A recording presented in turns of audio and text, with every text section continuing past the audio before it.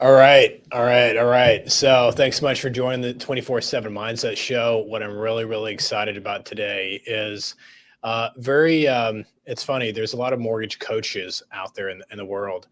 And unfortunately, fortunately and unfortunately, they teach a lot of methods of cold calling realtors, and they teach a lot of methods of, door knocking and putting out flyers and, Google leads and all that. And which is not a bad way to build a business. It's really up to you what you desire, but it's kind of neat when you meet somebody that shares the same fundamentals, shares the same strategies, and also understands the value of a database. So, 24/7 mindset. I want to introduce you to Erin Bradley from Pursuing Freedom Coaching. Thanks for having me, Wally. This is an honor to be on your show. Yeah, awesome, awesome. So, what's super cool is like I feel like we're going to reenact, when I was on your podcast, but a lot of this is kind of understanding, what the biggest differences are in the marketplace, and what worked for us back in like 2020 or 2021 will not work for us now. And what's super cool is like on your coaching platform and also on the 6 lane highway platform, we teach loan officers how to think differently and how to interact with their referral partners differently, so they're viewed differently. My least favorite words ever in my career is called vendor, and Yes, and I hate that word so much, and this makes my skin crawl. But us lenders are called that so much. Here's my lender, he's my vendor, and I'm like, dude, you call me that, I'm gonna like pull my hair out. totally. So yeah, but thanks so much for coming to the show, and I guess tell the viewers a little bit about you that might not know you. Sure. So I fell into the mortgage business in 2006 and I went 100% commission in '07. Perfect timing right before the market shifted in a dramatic way in '08, '09. So not too different from anybody who's maybe new to the business now in 2024. But ultimately, I thought that self-employment, being 100% commission meant freedom and flexibility, travel, footloose and fancy free. And I ended up falling flat on my face within a year. I absolutely hated all of the antiquated sales training that I was given. And I resisted it so much. I had so much fear of being seen as salesy. I was being told that to get business, I should walk into real estate offices with rate sheets and cookies. And I just had no interest in doing that. And so I found myself on the struggle bus. And by the summer of 2008, I was maxed out on tens of thousands of dollars of credit card debt and got a lead for a new client. And I had to ride my bike 5 miles across town to meet the client because I didn't have enough money for gas. And I get there early because it's hot out in the summer and I want to let the sweat dry off and not have this guy know that I had to ride my bike here. And unfortunately, the client got there early as well. And he introduced himself to me right as my credit card was being declined for a $2 cup of coffee. So I remember thinking, what am I going to do? Because that's the card I thought would work. I really did. I thought that was the card that was going to cover the coffee. And if I tried another one, it would be declined and he would know that the gig is up. So I lied. I just said, this is my debit card. That's so weird. I'm going to have to call the bank. And he bought my coffee.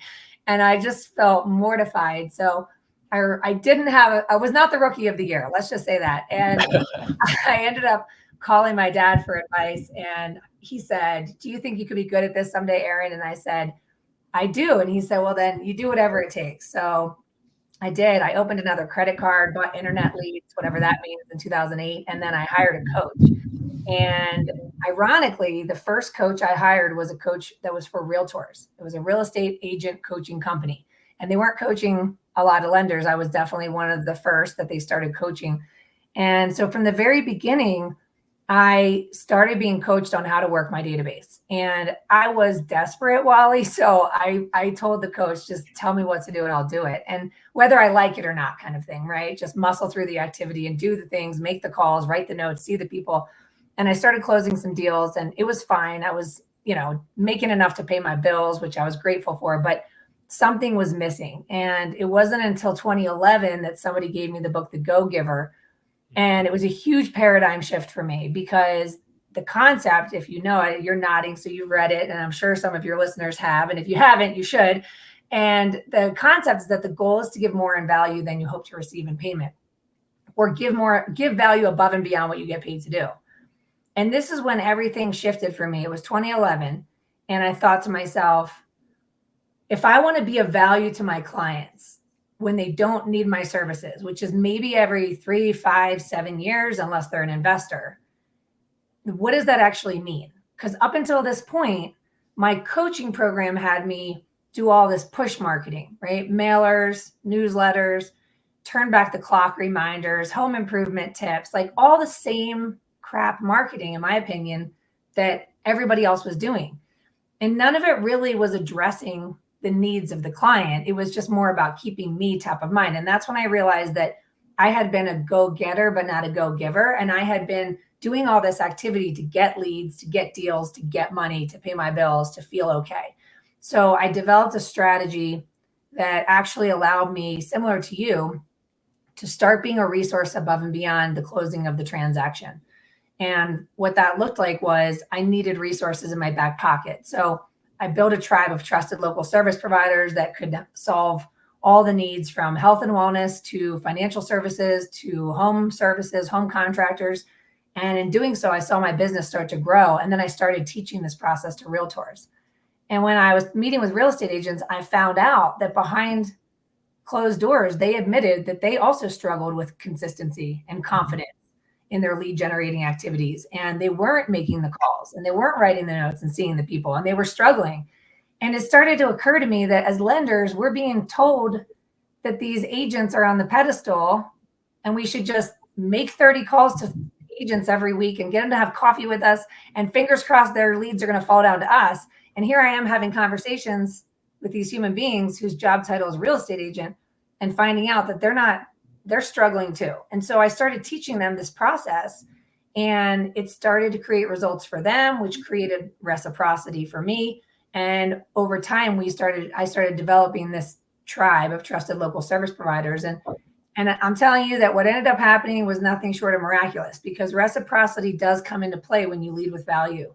So whether it was the electrician or the financial advisor or the dentist or whoever it was that I was promoting back to my community, I started seeing myself serving their mortgage needs, getting referrals from them. And much like you have your strategy that I 100% believe is absolutely genius and effective. It works.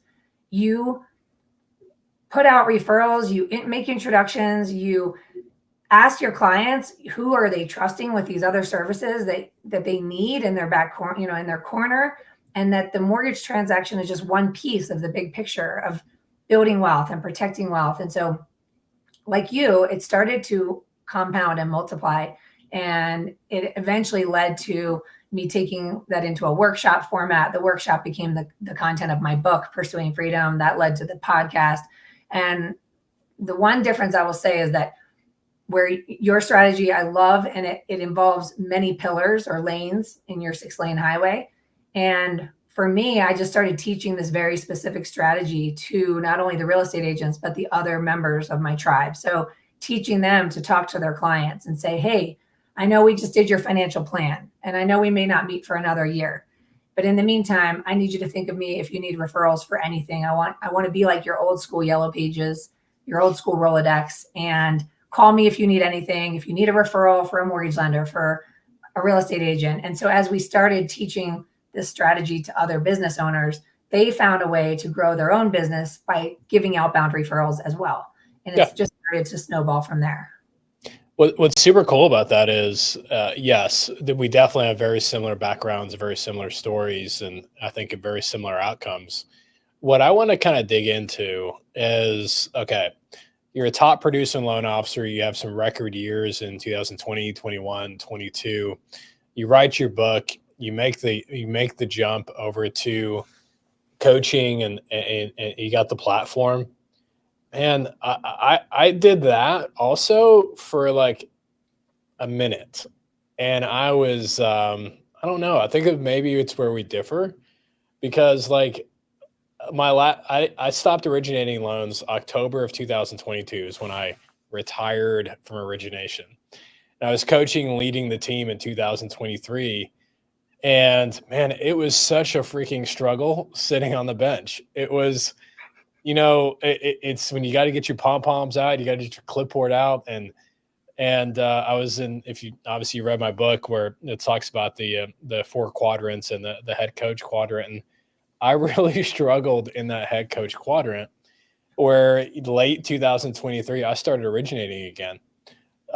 Just because like, what the funny story about it was, a lot of it was me not wanting to be on the bench anymore. And I really love originating.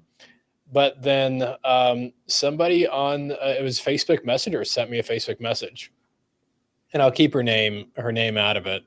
But she's a loan officer, and she sent me a message, and she goes, "Hey, the what kind of MMI, and you're not doing any more loans. Were you a refi guy?" I'm like, "No, I wasn't a refi guy." And MMI tells you that I was a purchase guy, so I don't know where this is coming from. Well, it looks like you have a bunch of loan officers underneath your name, and it was really their production that you're taking credit for. I'm like, first of all, second of all, who are you? Yeah. And and then she keeps going, and she goes, "Well, your production kind of makes sense, but it was only really because interest rates were 2-3%. If you'd be in this market, your methods wouldn't work, your strategies wouldn't work."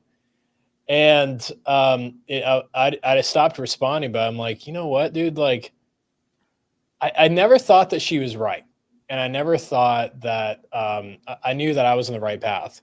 But I don't know if it's a Scorpio in me or what, but after like 2 months of originating, I did like 4.5 million the second month, and the third month it's 7 million. The fourth month at over 10 million, and I kept on sending her these reports every single month.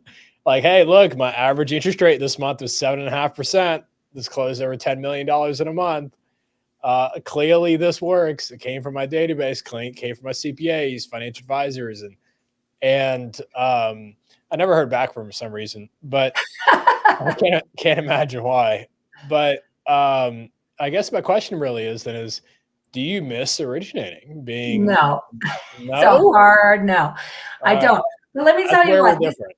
this is interesting because, when I was growing up, I was an athlete and I played soccer, played basketball, softball, swimming, whatever. But mostly I would say in soccer and basketball, my dad used to always say, "You're not taking enough shots." I loved giving the assist. I loved it. And I don't know. I don't know if that plays into it. But the other piece of it, Wally, is that I was actually a teacher before I fell into the mortgage business. And Okay. interestingly enough, I got a business degree from Boston College and I started in finance. And I was not seeing myself following my dad's trajectory of becoming a stockbroker, wealth manager, which is what my dad and my brother ended up doing. I'm the youngest of 5 kids. Everybody studied some form of business, grew up in Philadelphia, ended up working in corporate America in the Northeast, New York City, DC, Philadelphia. So there was a trajectory there. And as the youngest, I just checked the box for finance. And then taking finance classes, I realized I don't think I see myself being a stockbroker. I think I want to become a teacher, but it meant changing from school of business to school of education.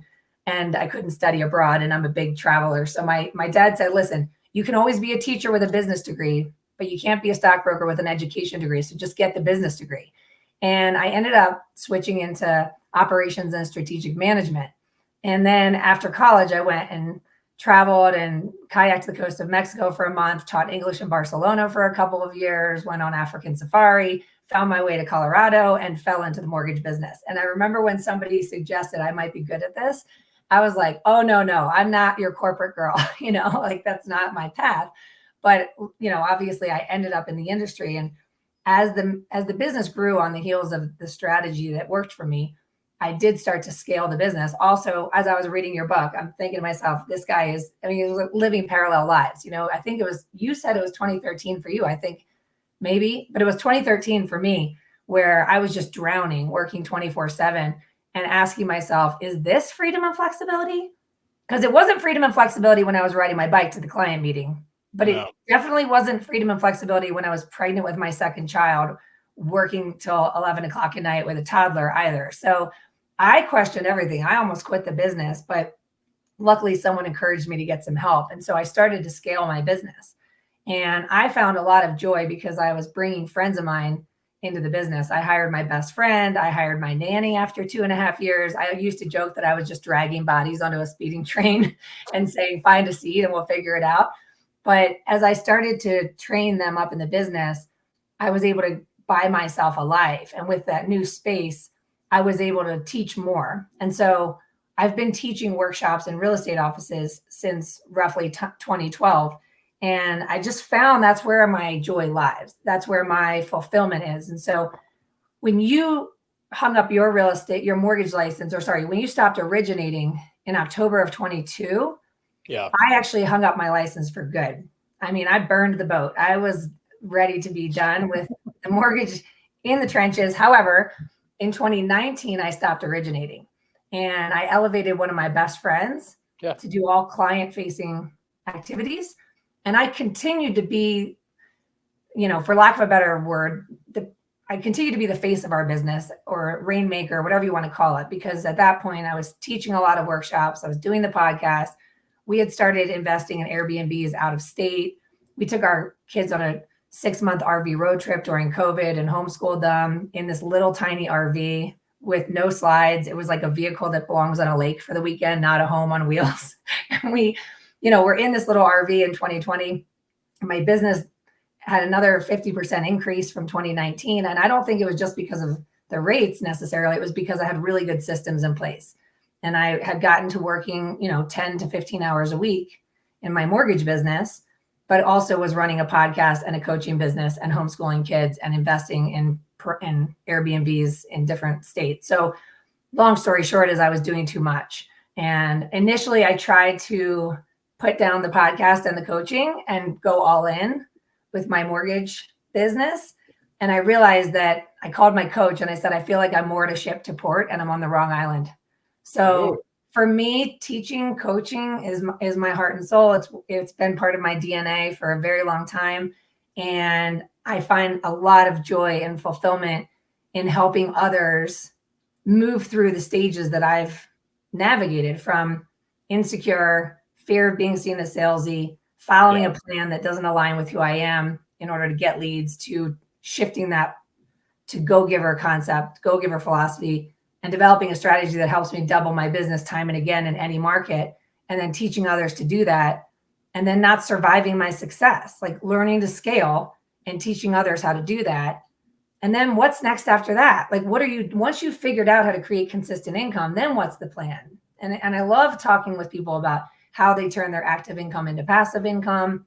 What are the different investment strategies out there? And so eventually it led to a curriculum within my coaching community that has just been really fun for me. And the coaching I do, there's a few one-on-one clients that are at that highest level that we're in the trenches, we're hiring people, we're building systems and culture. But for the most part, it's this thing called the collective. It's a community of agents and lenders from all over the country that meet on group calls and small groups and things like this. And we have accountability, and it helps lenders see behind the curtain on these calls with what agents really struggle with, and really break down that whole awkward lender agent dynamic and put lenders in the driver's seat of developing a business they love that fuels the life vision they have for themselves. And it is like I'm living my soul's purpose now. So no, I don't miss the originating, but I still work with and support my team members, and I'm still in it with them, but not, not as an employee of the mortgage company anymore.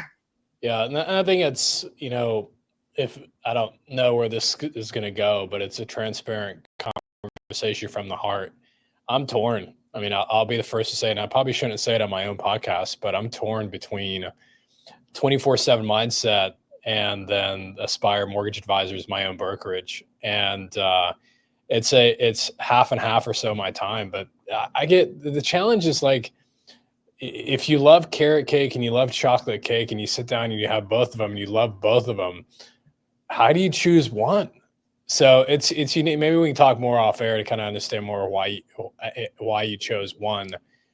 I don't know if it's doable for me choosing both 24/7 mindset and or at the mortgage platform, but I enjoy being in the trenches. I enjoy proving the concepts even in a 7% interest rate environment. I enjoy the challenge, and it's still fun for me. So maybe one day when it's not fun, like if originating is not fun, I'll probably hang it up. But it's still fun for me, so I do enjoy it. Well, I think that's everything, and I think that like life is an evolution of interest and obligation, right? What I find most fascinating is when we find ourselves doing an audit of our life and we can admit to ourselves that more of our time is spent in obligation than interest. And that if we're honest, there's a lot of, I just have to, I know what I need to do, but, and I like to unpack that resistance there, because there's some dread and procrastination and resistance. And in the exploration of that, we can usually find clarity that the things that you're claiming are part of your obligations, some of them can be eliminated either through outsourcing or elimination or automation, so that we can create space for you to spend more of your time and interest, meaning I love it and I'm good at it and it moves the needle and I'm jazzed and I'm running towards it. And a lot of people can't say that most of their time, most of the hours of their days are spent in, I love it, I'm good at it, and I'm jazzed running towards it, right? But it's possible. And what I realized in my own experience in my process of elimination, which was really, really hard because our ego gets in the way.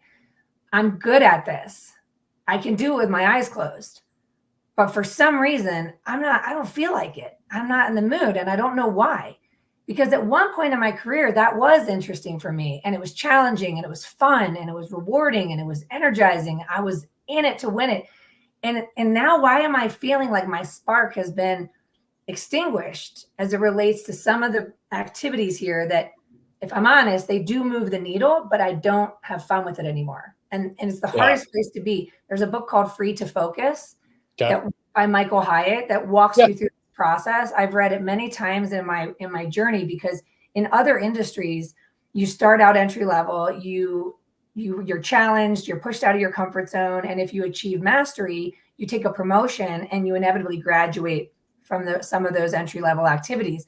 And with this promotion, you're challenged, you're learning, you're leveling up your skills, your confidence is growing, you achieve mastery, you take that next level and you graduate again.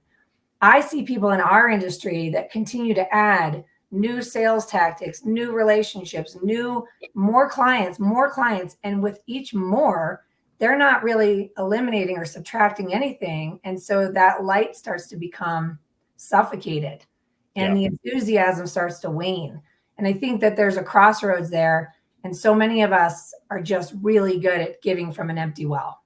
And we've mastered the art of putting on the game face to win the client over or deliver that customer service.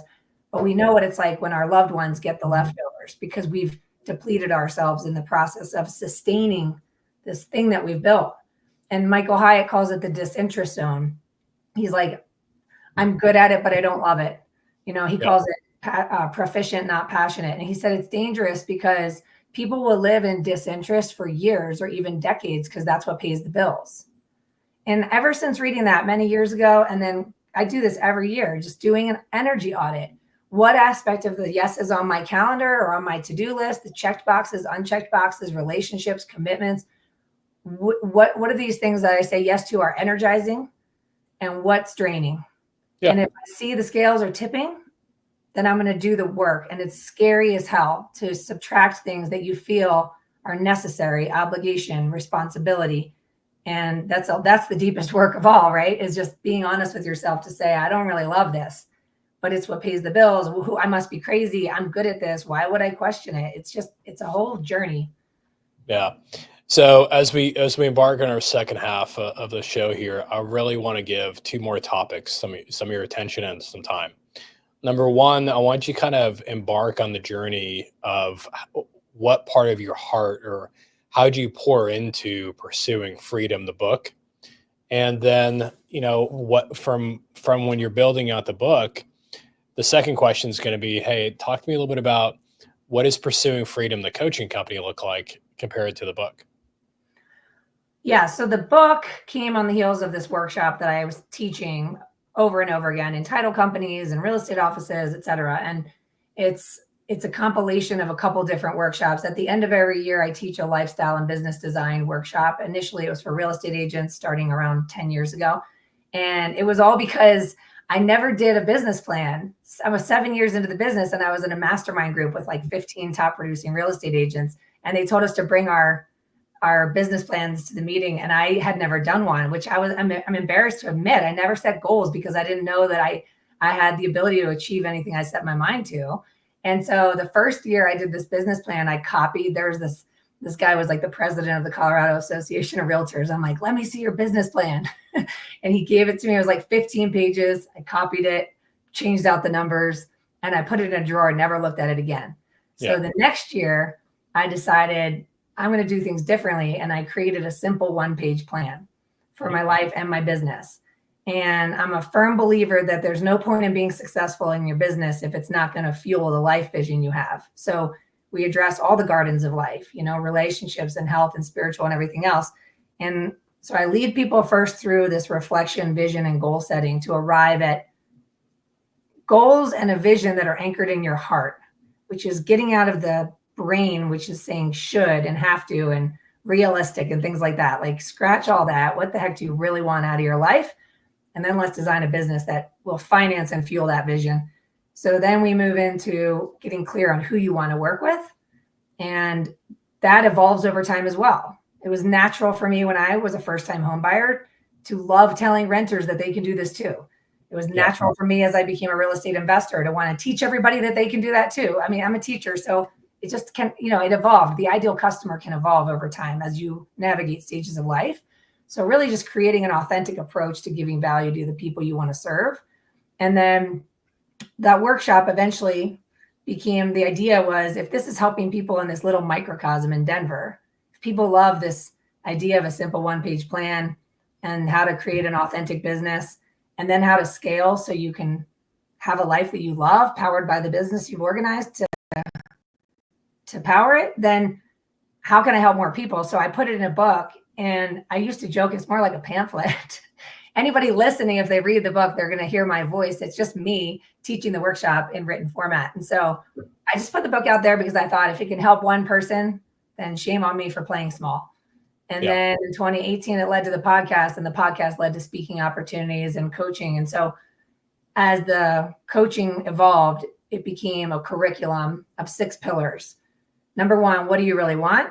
And are you willing to decide you're going to get it and have it even before you know how? Number 2, who do you really want to work with? We talk a lot about landscape design, like pluck the weeds out of the garden. Take everything down, uproot it all if you need to, and start with the relationships you love. Plant them, nurture them, and watch how they can start to multiply. And now you're the designer of the future of your business. It's not something that you're settling for. And then time management, scheduling, and boundaries, which is really challenging for people in our industry, and specifically, our world at large, really. There's lots of distractions and lots of excuses for why I didn't have enough time to do the things, or why I have to constantly be plugged into my phone. You don't. And I really believe that high-level professionals in every industry prioritize rest and recovery so they can be at their very best when they're handling high-level services like this. So I think really working through mindset stuff so people can feel like they're in the driver's seat of their time. And then systems and automation is number 4, to automate and streamline your business. And then number 5 is, when do you enlist help? And how do you find the right help? And what do you want them to do? And getting clarity on how to enlist leverage so that you can have more freedom. And then number 6 is, then what? What's the plan? And I think that there's opportunity for mortgage professionals and real estate agents to turn active income into passive. And in doing so, go out and help your clients believe in their ability to build wealth. And real estate is a huge vehicle for that. So I think as you have more time, you can create a bigger impact. And it's not necessarily about someday I'm going to achieve financial freedom so I can kick my feet up and do nothing. It's about, I want to buy myself a life so that I have the time to expand my reach and my impact and help more people achieve what I believe to be possible to anyone who decides they want it. And what I love so much about that is just the simplicity of brilliance, or I guess the brilliance of simplicity is probably a better way of saying it. I think there's so many people that overcomplicate success. So many people that overcomplicate the pursuit of purpose. And what I love so much about that is another similarity between you and I with the 1-page business plan. There's a Keller Williams class that I took called Career Visioning. Used to be called Recruit Select, and I've taken it 11 times. One of my favorite classes to ever take. And they taught a process called the 1-3-5. What is your goal for the year? what is your 3 priorities that you want to accomplish for the year? And what are your 5 strategies within each of the 3 priorities? And that was your one-page business plan. And you just add buy wins to it. It was such an easy method to bring a business to life. And I'm not sure what your format is or how you do yours, but it's part of my book, it's part of my coaching platform, and Gary Keller in it has been a great mentor over the years. And for the record, for all the viewers out there, he knows that I'm talking about his 135 program, trademark Gary Keller. But it's one of these things that it's so many people overcomplicate success so much, or overcomplicate their ability to succeed so much.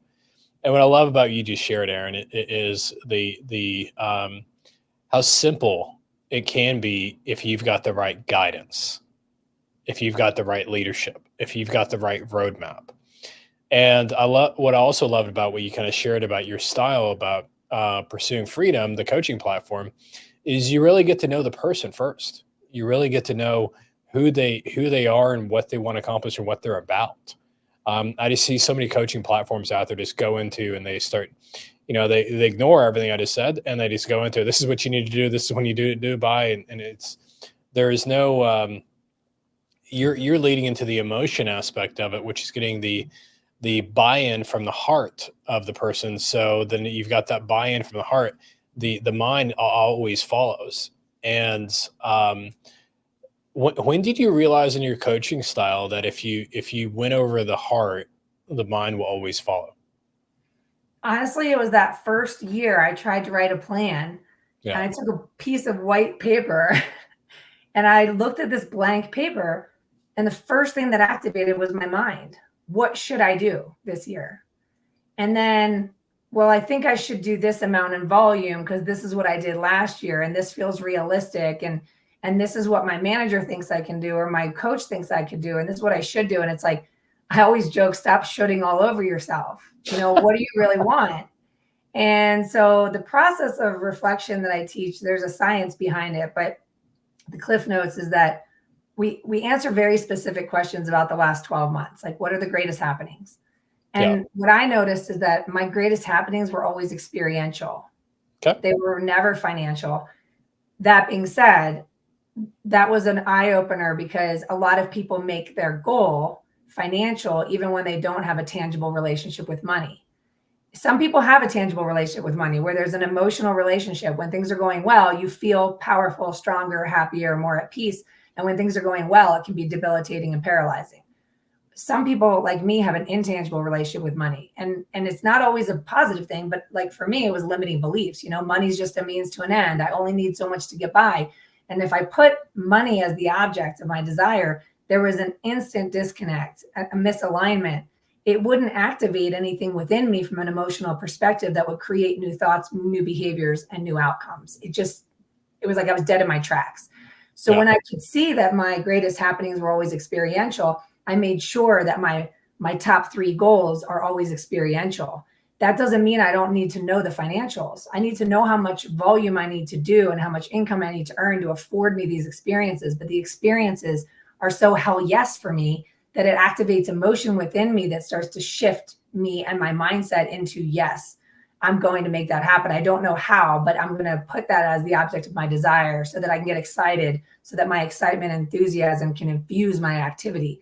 It creates a different frequency within the activity to the same destination, which is hitting the volume goal and having the income goal.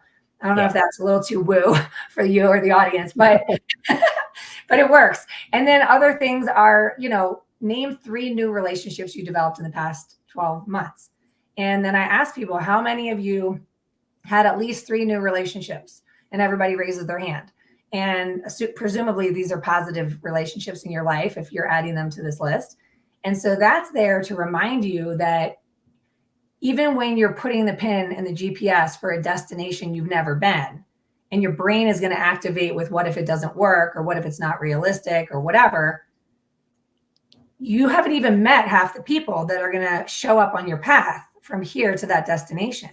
And we know this by looking back. We can always look back and see how so many relationships, even you and I connecting, I don't know how this even came to be, but I don't conjure you up in my brain and then hunt you down and make it happen. Like somehow paths cross and the stars align and you meet cool people along the way, and conversations lead to creativity, lead to new ideas, lead to new activities, lead to new outcomes. And so there's work in dropping out of your head and into your heart, because your heart is answering based on only what you know, which is what's happened to date.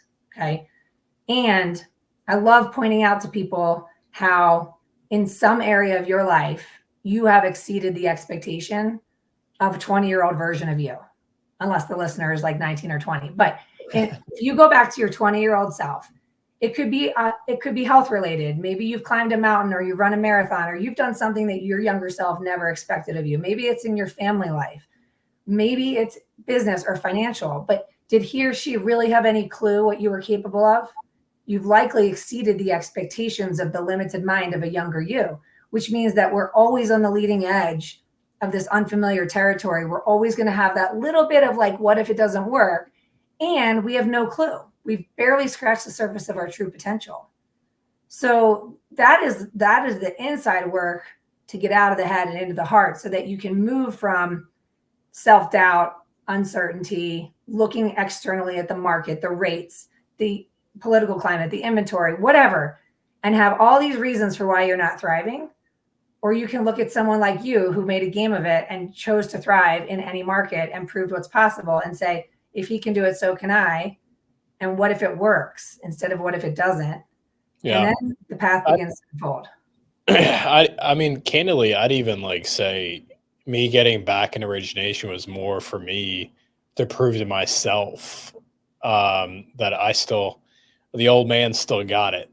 And it's been fun, because I think sometimes when you get to the top of the mountain and you just can't just chill there. I mean, if you're one of these successful people that succeeded from the bottom of the mountain to the top of the mountain, you had to become the person that succeeded to the top of the mountain.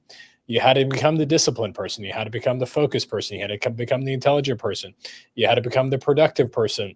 And when you get to the top of the mountain, who you've become, you just can't sit there and just like sing kumbaya and just be okay with it. You want to find that next mountain. And I think it's been one of these things that I've always enjoyed leading from the front. There's a lot of loan officers now that work here at the brokerage, and I wanted them to understand, like, there's not like this has been that wrote a book that did loans when rates were 3, 4, 5%. And now when the market got tough, he went and retired. And it's been pretty neat to be able to see the feedback of the competition within the top loan officers here at the company, and see them want to excel and want to beat me month after month. And this is the competition of it. But I enjoy it. And I think until the day that I wake up and I don't enjoy it, I'm going to keep doing it. So yeah, that's the message for all of us, right? Yeah. And I mean, even if you feel like there's an aspect you don't enjoy, it can always be reconfigured. You can hire whatever aspect I don't enjoy in the process, I'll definitely hire out. So, and beginning from beginning to end, from the lead to app all the way to closing and funding, my involvement's maybe 45 minutes tops on each of like funding of loans. And so I'm pretty well leveraged. I wrote my book. I talked about this three levels of leverage, and there's human leverage, systems leverage, and technology leverage. And when you learn how to master all three of those, I mean, you can truly work 24 hours a week, 7 months a year, and close a ton of volume. Yeah. But all right, so we're ending up our closing minutes. I want to give you the closing thoughts. I want to give you the closing words. You are 10 times more verbally eloquent than I am, by the way. When you're talking, and I'm like thinking about my next question I'm gonna ask, listening to you, that I get like bought into the story and mesmerized, and like, crap, what was that question I was gonna ask? But all right, well, bring us home. So as we close out the show, what is it that you want to kind of share with the viewers for last words? Well, my motto is kind of twofold, that the goal is to build a life you don't need a vacation from. And it stems from the early years when I found myself often saying, I can't because. And I just shared something on my Instagram yesterday about how when you say I can't, it actually means I won't. It closes the door. It means I'm not willing to explore how. And so whenever I find myself on the brink of some impulse or desire, and my brain activates and starts to defend my limitation, like why I can't do that, and let me justify the reason why I can't, even though that sounds amazing, I will shift that to say, what if I could? I wonder if I could. And it awakens the neural pathways to to allow creativity and solutions to start to present themselves. And from there, I say, if not now, when? And this came up a lot with my business coach over the years. Back in 2015, he was asking me about my goals. I said, we have a 10-year plan to get a condo in a ski town in the mountains. We live in Colorado. And he's like, why not now? And then we figured it out, and we ended up doing it then. And then the following summer, our oldest had just finished kindergarten. My husband and I were talking about how we'll move there when the kids grow up. And not to be morbid, but there's no guarantee. So I remember saying to my husband, we don't even know what our life will look like in 14 years. So, if not now, when? And let's see if we can make it happen. And so we took the thing that I thought would put me out of business by moving to the ski town an hour and a half from where my business was, and did it anyway. And it ended up doubling the business because we opened an office in the ski town, and it proved to be a risk that was the greatest decision. And so over the years, it's just continued. Like, I'm going to step out of client-facing activities. I'm going to prepare for the worst. I'm sure my business is going to crumble if it's not me. My ego gets in the way. And we had another 50% increase in business, and the road trip. So all this to say is, like, just say yes to life. We don't know how much time we've got. And if your brain starts to convince you or starts to defend reasons why you think you can't, challenge it, because anything that's in our thoughts is just that. It's just thoughts. It can be challenged, and get a little more curious, have a little fun with it, lighten up. What's the worst case scenario? Usually the worst case scenario is we come back to where we are right now. And if that's not so bad, then take the leap, do the things, and you won't regret it. So that's how I live, and how I try to help others live too. Thank you so much. And if you're in the mortgage space or any professional industry, and you're looking for a coach, I highly recommend Pursuing Freedom. And then also, if you're looking for a great book to read, Erin's an incredibly brilliantly simple, articulate person that I definitely have enjoyed talking to. So thank you so much for being on the show, and we'll see you again soon. Thanks, Wally. All right. Take care. Bye-bye.